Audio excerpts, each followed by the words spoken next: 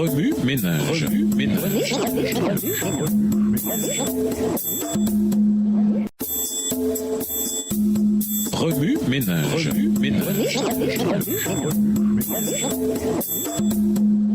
Bienvenue dans votre émission Remue ménage. Nous voilà à la leçon 12, le jour du Seigneur. Puisque tout va disparaître de cette façon, comprenez bien ce que vous devez faire. Il faut que votre conduite soit sainte et marquée par l'attachement à Dieu. 2 Pierre 3, le verset 11. La Bible mentionne souvent le retour du Christ. 2 Pierre 3, verset 12 décrit cet événement en ces termes.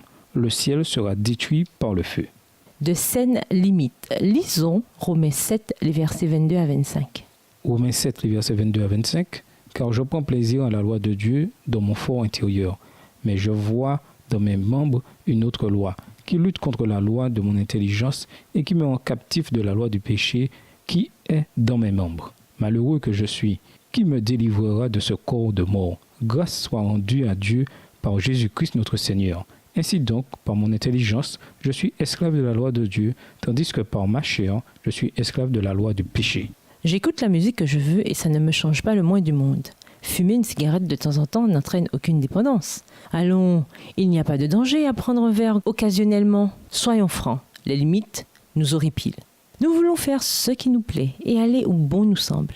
Cette disposition est si profondément ancrée dans notre nature que nous nous rebellons contre Dieu depuis des milliers d'années. Maintenant, imaginez les choses depuis la perspective divine. Mais il est une chose que vous ne devez pas oublier, mes chers amis, c'est que, pour le Seigneur, un jour est comme 1000 ans, et 1000 ans sont comme un jour. 2 Pierre 3, verset 8. À nos yeux, l'humanité a beaucoup changé au fil de l'histoire.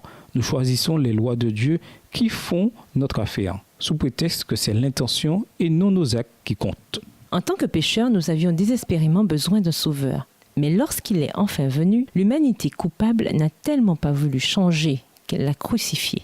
Et cependant, nous pourrions passer encore 1000 ans à nous demander pourquoi Jésus s'est donné lui-même pour nous. Mais le fait demeure. Il s'est offert en sacrifice pour nous et ainsi nous a fourni la possibilité d'échapper aux limites de Satan. Nous trouvons deux lois en nous, la loi de Dieu et la loi du péché. Romains 7, les versets 22 à 25. L'heure est venue de troquer la loi du mal contre la loi du bien.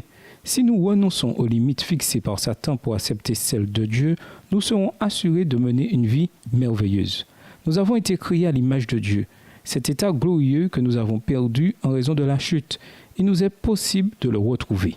La loi de Dieu, loin de nous confiner, nous libère plutôt des chaînes qui nous retiennent captifs depuis si longtemps. Satan prétend que si nous laissons le Saint-Esprit nous convaincre, Dieu va mettre notre cœur en pièces. Oui, il brisera notre cœur, mais uniquement pour lui substituer un cœur infiniment meilleur.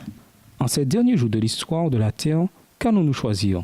Voulons-nous rester à l'intérieur des limites de l'amour de Dieu ou poursuivre une vie de péché en nous disant que rien ne presse, que nous avons amplement le temps de changer? Puisque tout va disparaître de cette façon, nous dit Pierre, comprenez bien ce que vous devez faire. Il faut que votre conduite soit sainte et marquée par l'attachement à Dieu. 2 Pierre 3, verset 11. Quand ce jour viendra, par quelles limites serez-vous entourés? Remue ménage, pourquoi tant de gens sont-ils réfractaires aux limites? En quoi les limites divines nous donnent-elles en réalité la liberté? Quel risque court-on en croyant qu'on a le temps de changer et de se préparer au retour de Jésus? Au revoir. Et à demain si Dieu veut. Remue ménage.